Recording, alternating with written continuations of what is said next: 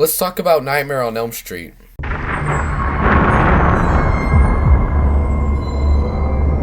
This film was written and directed by Wes Craven, most notably starring Johnny Depp, Heather Langenkamp, and Robert Englund.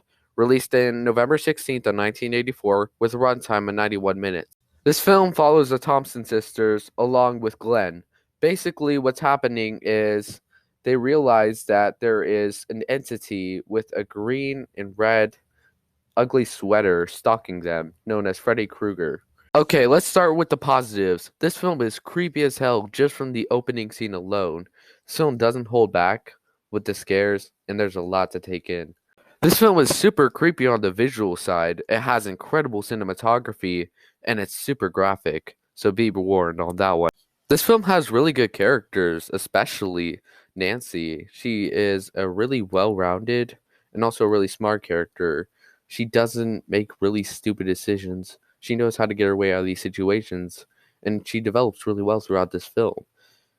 And you also feel really bad for her as she's going through such scary situations that no one else can see or believe, including her parents, not the police, no one. I really liked the acting performances for the most part in this film, especially from Johnny Depp. It was quite an impressive actorial debut from him. Now, the only person who really flopped with the acting, I would say, was the mother. There are many moments in the film where it felt like it literally looked and sounded like she was just reading the lines straight off of a cue card, and she wasn't actually talking like a normal character or person. That's really problematic. But if you can put that aside, this is really well acted for the most part. Major positive though is this is a super well-paced horror film. It really doesn't let up almost at any moment, not even in the first act. Like it introduces characters super quickly and it gets on with this really fast-paced plot.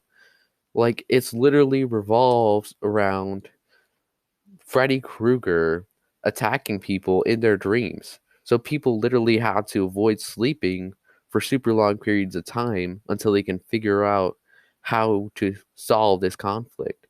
And that's a really scary situation, but it also sets up for really good pacing, which I really appreciate about this film overall. There's just something about Freddy Krueger that makes him the perfect horror villain.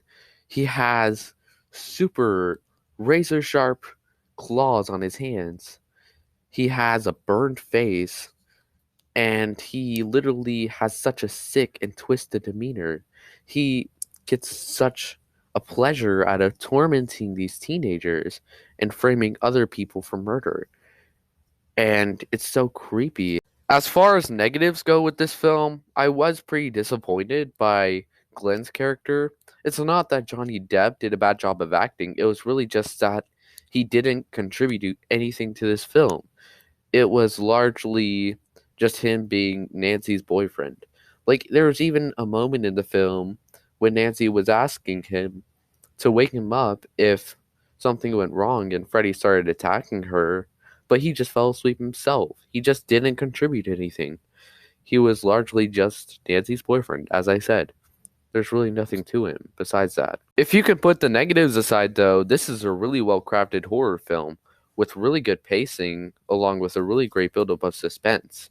I was really pleased by this film. I am giving Nightmare on Elm Street, drumroll please, a 9 out of 10. As always, I hope you enjoyed this video. Be sure to like, comment, and subscribe if you want to see more. And also check out my new blog post. I will link that in the description of this video.